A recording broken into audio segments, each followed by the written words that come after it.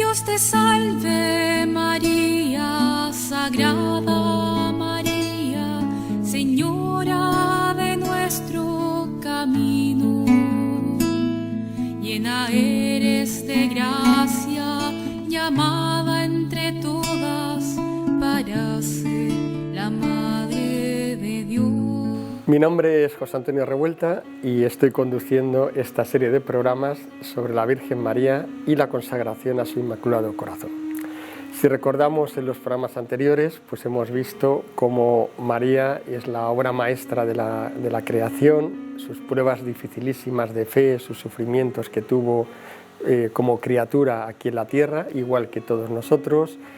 Hemos visto también pues, la misión que Dios le ha dado en la salvación de la humanidad y también esa misión especial y única que tiene con cada uno de nosotros, ¿no? A través de su maternidad espiritual y la mediación de las gracias.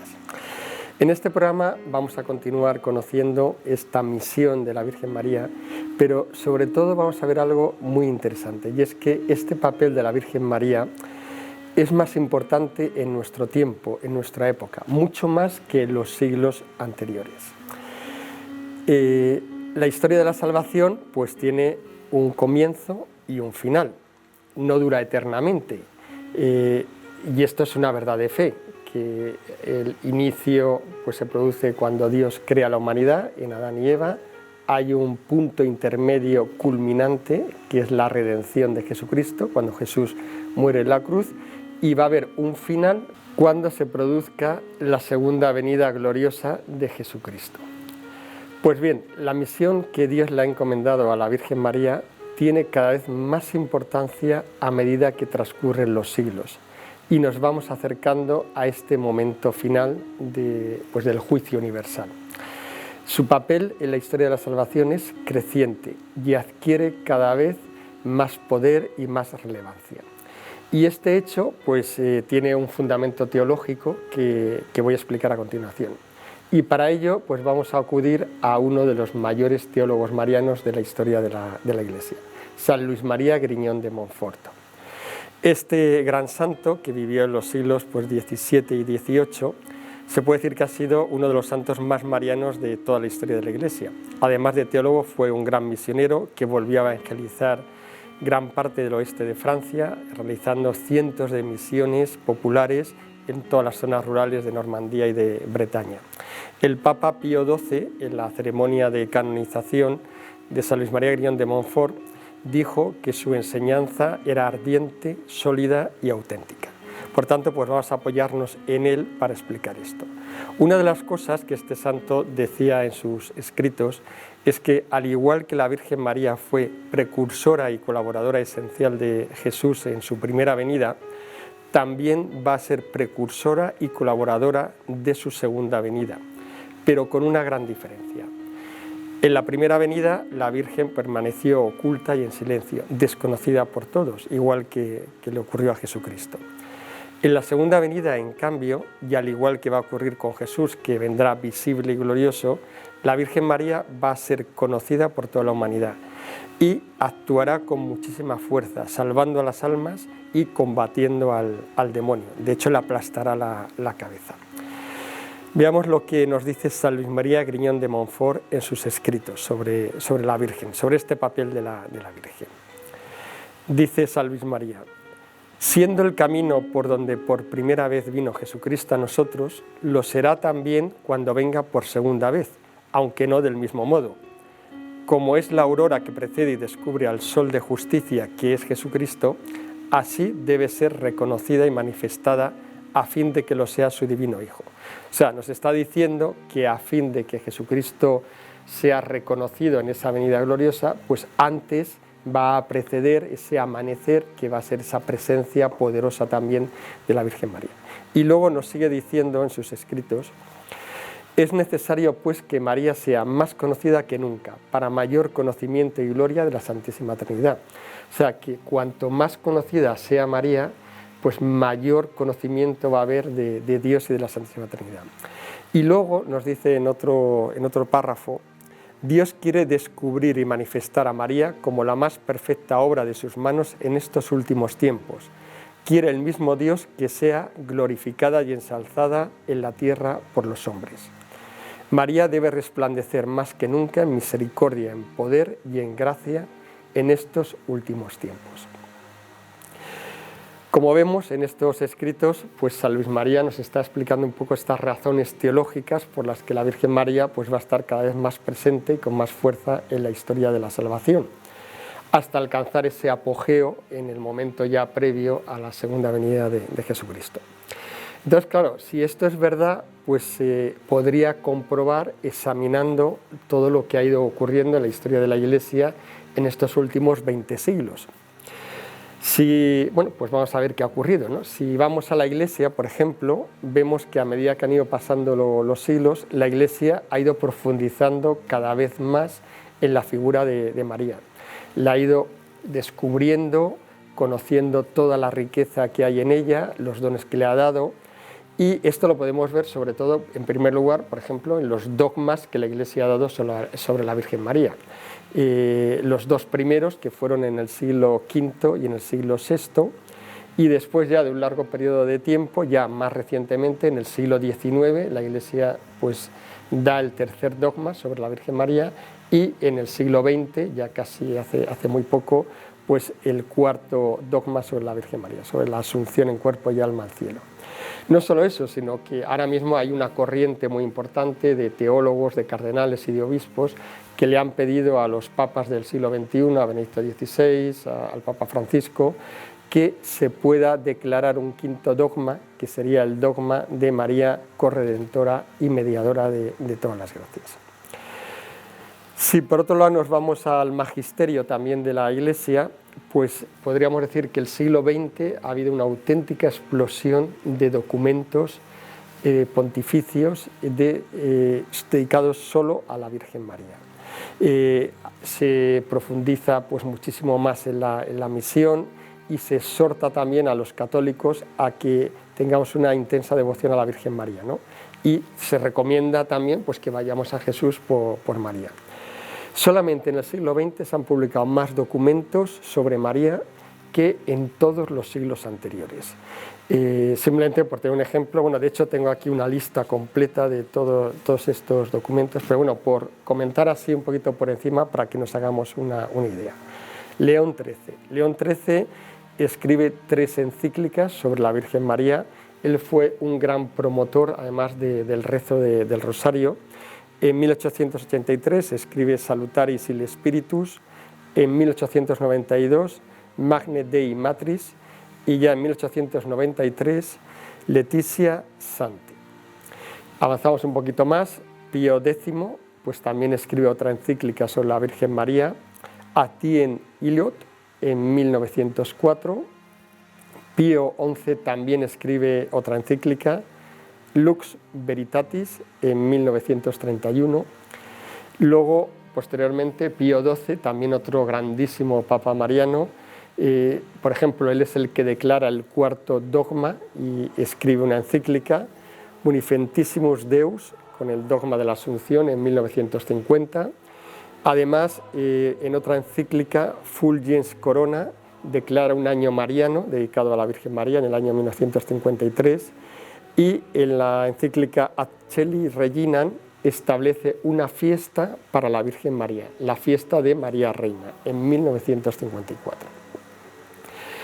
Más adelante, Pablo VI. Pablo VI tiene varias exhortaciones apostólicas, una, Signum, sobre las apariciones previamente marianas de Fátima, en 1967, y otra que es Marialis Cultus, donde habla sobre cómo debería ser el verdadero culto y devoción a la Virgen María, publicada en 1974.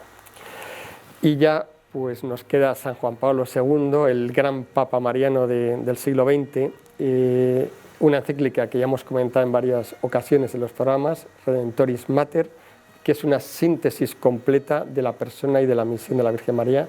Yo personalmente recomiendo esta encíclica. Si alguien quiere leer un documento de la Iglesia sobre la Virgen, el mejor documento es este, es el que tiene la mejor síntesis y resume toda la doctrina de la Iglesia de todos estos siglos.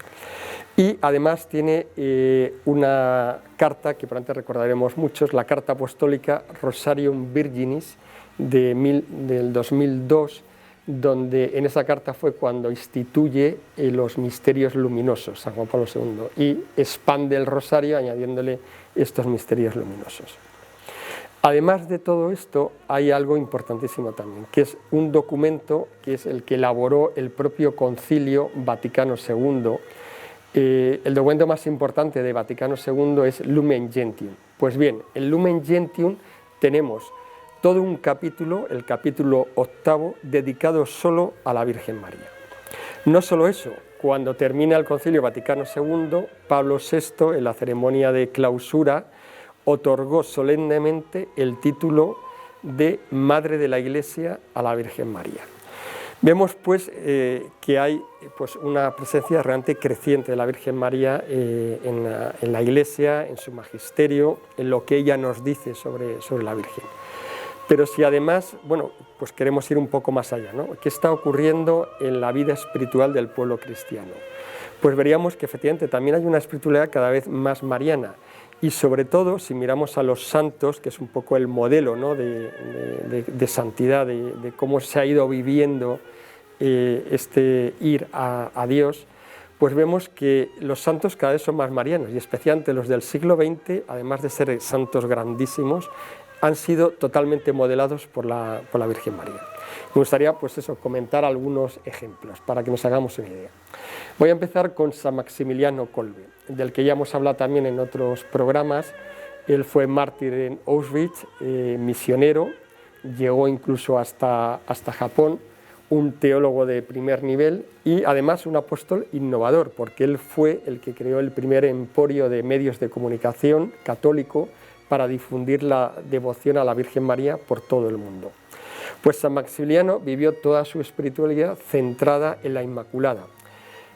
Él realmente con su vida pues, hizo realidad lo que enseña la Iglesia, que cuando un alma está muy unida a la Virgen, pues su fruto, el fruto de santidad, de apostolado que da, pues es inmenso. Y San Maximiliano pues, es un ejemplo de ello, ¿no? Vamos a ver otro caso también que, muy conocido del siglo XX, que es Santa Teresa de Calcuta. Todos la conocemos pues, por su admirable trabajo, ¿no? De ayuda pues, a los más marginados, a los más desfavorecidos, por esa misericordia que ella nos ha enseñado a todos, ¿no? Con ese trabajo inmenso de ayuda a los desfavorecidos. Sin embargo, casi todo el mundo desconoce cuáles son las raíces más profundas de su espiritualidad, que además han ido desvelando poco a poco pues, su proceso de canonización. Pues bien, la Virgen María tiene un papel fundamental en su espiritualidad. Santa Teresa de Calcuta, poco después de haber recibido la llamada de Jesús para hacer la fundación de las Misioneras de la Caridad, tuvo 3 visiones en el año 1947, donde estuvo presente la Virgen María. Ya después de muchos años, ya próxima a su muerte, Santa Teresa de Calcuta dejó escrito lo siguiente: si Nuestra Señora no hubiera estado allí aquel día, nunca habría sabido a qué se refería Jesús cuando dijo tengo sed. O sea, nos está diciendo que la Virgen María fue clave en que ella pudiera entender lo que Jesús le estaba pidiendo, ¿no? Es todo ese trabajo de fundar las Misioneras de la Caridad.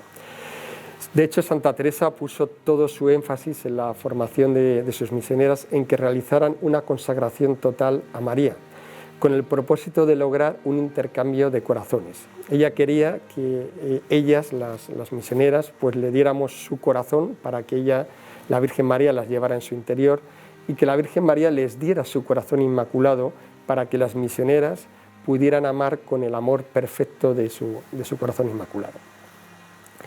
Pero todavía es mucho más impresionante la presencia mariana en uno de los mayores santos del siglo XX, que es San Juan Pablo II. Se puede considerar a este Papa como el más mariano de toda la historia de la Iglesia. Su lema papal, que era Totus Tuus, pues simboliza esa entrega total a María. Cuando Karol Wojtyła era todavía joven, incluso antes de entrar en el seminario, él descubrió el libro del Tratado de la verdadera devoción a la Virgen María y decidió realizar la consagración total a María. Y desde ese momento, pues la Virgen María le ha ido guiando y modelando durante toda su vida hasta alcanzar esta cima de santidad que hoy conocemos. Todo esto, en realidad, pues ya había sido profetizado por San Luis María Grignon de Montfort. Él, en su Tratado de la verdadera devoción, nos dice lo siguiente: sucederá, especialmente al fin de los tiempos, que el Altísimo, con su Santísima Madre, debe suscitar grandes santos que excederán tanto más en santidad a la mayor parte de los demás santos, cuanto sobresalen los cedros del Líbano entre los arbustos. O sea, lo que nos dice aquí San Luis María Grignon de Montfort es que hacia el final de la historia de la salvación, pues va a haber unos santos formados por María y que van a tener una santidad tan grande que va a ser como un cedro, que siempre vemos que son muy altos, comparado con un arbusto respecto a todos los santos anteriores, ¿no? Luego, más adelante nos dice también San Luis María: los santos más grandes, las almas más ricas en gracias y virtudes, serán los más asiduos en ser devotos de la Virgen María, en tenerla siempre presente, en ser el perfecto modelo para imitarla, y los que implorarán su auxilio y tendrán su poderosa ayuda. O sea, que nos dice que aquellos que tengan a la Virgen María pues van a recibir una ayuda grandísima de la Virgen María para poder alcanzar su santidad. Y más adelante nos dice también: estas grandes almas llenas de gracia y de celo serán escogidas para oponerse a los enemigos de Dios. Estarán alimentadas con su leche, conducidas por su espíritu, sostenidas por su brazo y guardadas bajo su protección. Bueno, tiene muchos textos similares, no hace falta decirlos todos, pero ya nos da una idea de que, y vemos que por otro lado la realidad de este siglo XX pues es así, que efectivamente todo esto que él nos dice se está produciendo en la realidad. Por tanto, tenemos que tener plena confianza en que la vía de la Virgen María es la que nos garantiza con más seguridad pues el alcanzar una santidad más plena y que más agrada a Dios. Pero es que además hay otro aspecto también muy interesante de la presencia mariana en la Iglesia, que son las propias intervenciones directas de la Virgen María. Me gustaría primero pues explicar por qué se producen estas apariciones marianas según la Iglesia y cuál es su propósito. Jesucristo, antes de ascender ya al cielo, pues promete la asistencia del Espíritu Santo a la Iglesia hasta el fin del mundo. Esta asistencia pues tiene muchos aspectos y de hecho se ha ido produciendo durante todos estos 20 siglos de forma continua. El Espíritu Santo pues ya sabemos que actúa cuando quiere y como quiere, y que va suscitando pues distintos carismas muy variados que necesita la Iglesia en cada momento.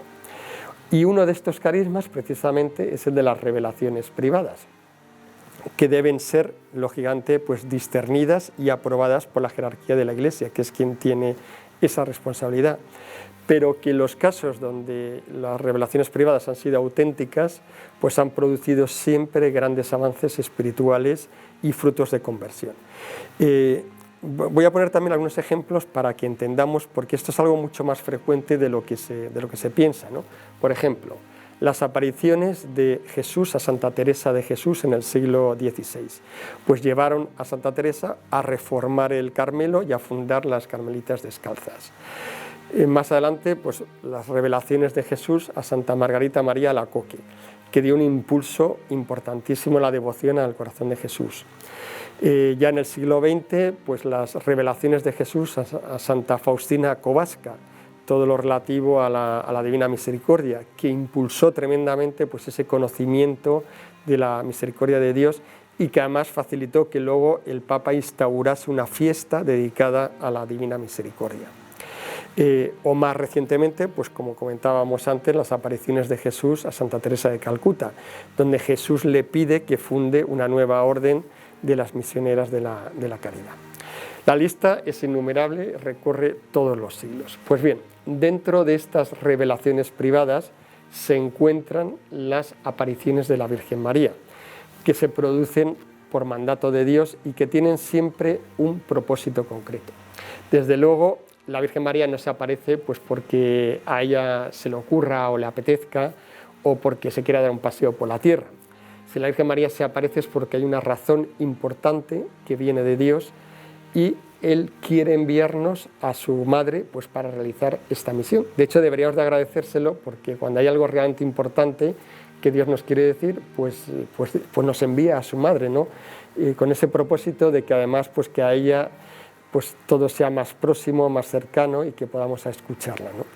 Bueno, pues si estudiamos estas apariciones, las auténticas, las que ha aprobado la Iglesia desde el siglo I hasta nuestros días, nos vamos a encontrar con la sorpresa de que el número y la importancia han sido también crecientes con el paso de los siglos, hasta llegar a producirse también una especie de explosión de apariciones marianas en el siglo XX y XXI. Voy a dar también un repaso muy breve. La primera aparición, afortunadamente tenemos la suerte de que la primera aparición aprobada por la Iglesia es precisamente en España. Es la Virgen del Pilar en Zaragoza al apóstol Santiago. En aquel momento el apóstol se encontraba evangelizando España, Hispania, en aquel momento romana, y estaba totalmente desanimado, desalentado, porque teníamos una dureza de corazón tremenda y no conseguía ningún fruto de conversión. Se le aparece la Virgen María allí en Zaragoza y le anima, le da ánimos, le pide que se construya una ermita para conmemorar este hecho y le promete que en aquel lugar siempre se mantendrá la fe. A partir de ese momento empiezan las conversiones en España y este momento inicial de conversión pues ha durado hasta la fecha de hoy, ha durado 20 siglos y desde luego España pues siempre ha sido una tierra mariana porque en sus orígenes estuvo ya María de una forma muy especial, presente de una forma muy especial.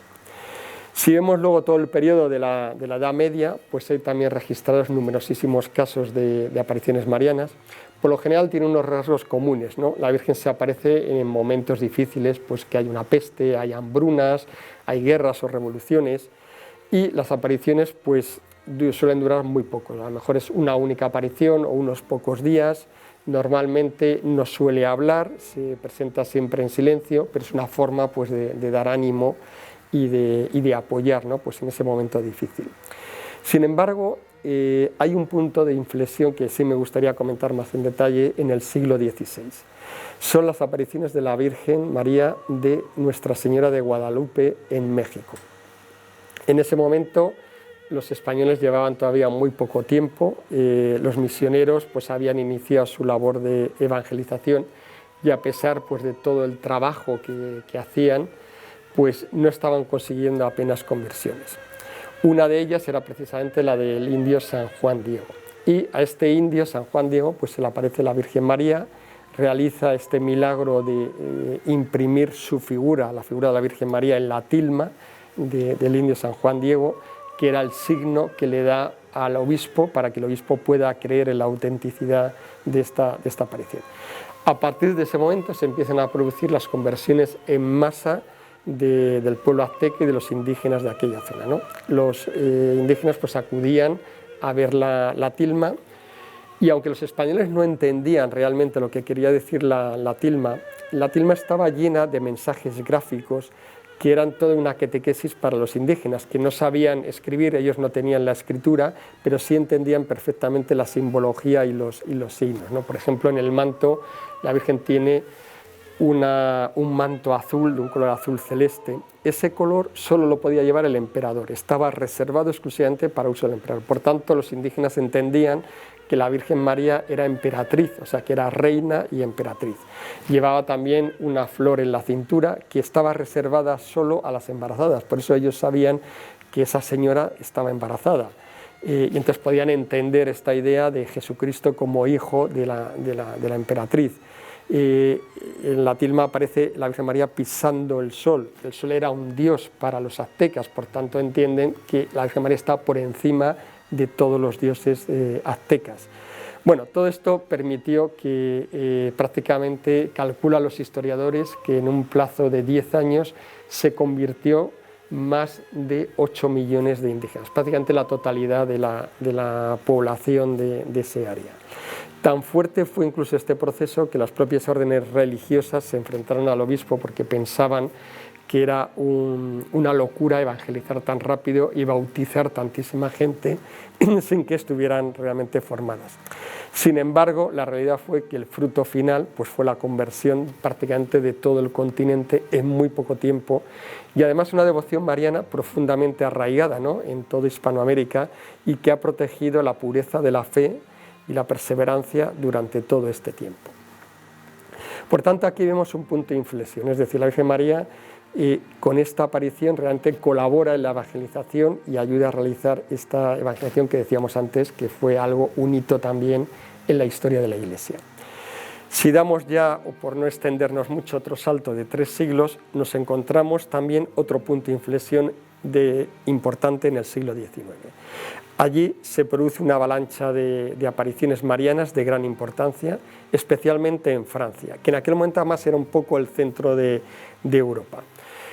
Simplemente mento muy deprisa: Henri de Bac, la Virgen de la Medalla Milagrosa en 1830, La Salette un poco después en 1846, luego Lourdes también en 1858, Pévelosin en 1876, Lou, que también es muy importante, donde la Virgen se apareció más de 40 años, a lo largo de todo el siglo XVII, un poco antes de estas apariciones. Entonces, ¿qué ocurre en estas apariciones muy juntas en el tiempo? Pues que también hay cambios ya respecto a las anteriores.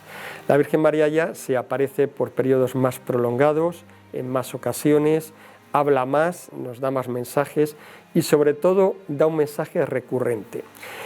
El pecado ofende a Dios, empieza a pedir la conversión de los pecadores, pide oración y sacrificios por los que están más alejados de Dios.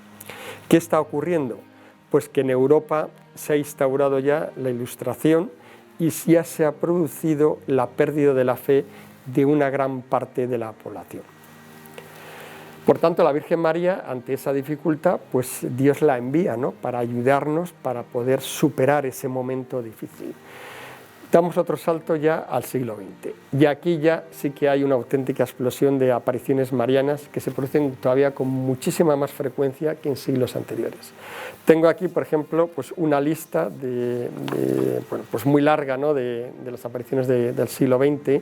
La más importante, desde luego, sin lugar a dudas, es la de Fátima, que es la gran aparición mariana y profética del siglo XX, y además es la que le han concedido más importancia a los papas en los últimos 100 años.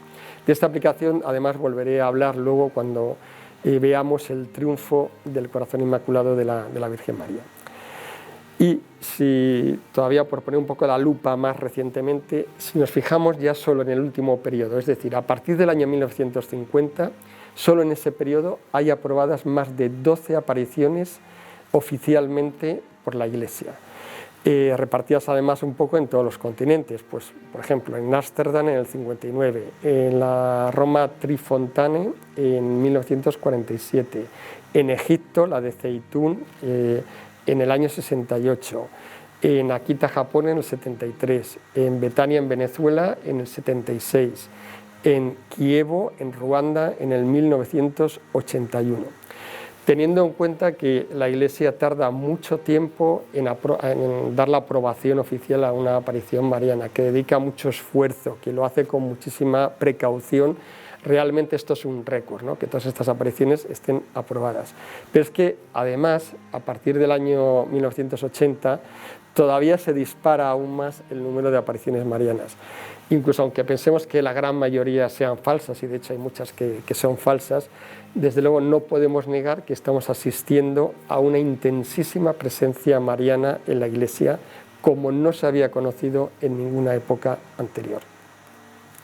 Pero además no es solo el número de apariciones, sino la forma en cómo la Virgen María se está presentando en estas apariciones también ha evolucionado. Y nos encontramos que en este último periodo pues las apariciones duran incluso varios años, tienen mensajes continuos, numerosos, y con énfasis ya no solo, como decíamos antes, en la conversión, la oración y el sacrificio, sino que también nos pide que acudamos a ella como una madre, para que ella nos pueda guiar a Jesús y a la salvación eterna. Evidentemente, todo esto que acabamos de ver pues quiere decir algo y tiene una razón de ser.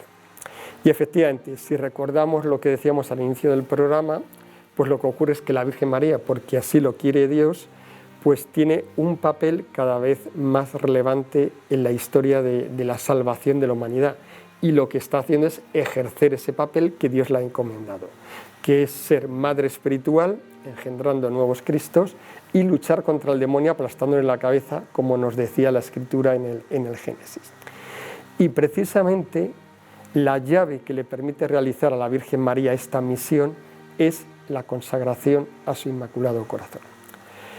Pero esto requiere también una explicación muy profunda que vamos a hacer en los siguientes programas. Así que vamos a terminar aquí y en los siguientes iniciaremos ya la explicación de qué es consagrarse al Inmaculado Corazón de María. Muchas gracias y hasta el siguiente programa.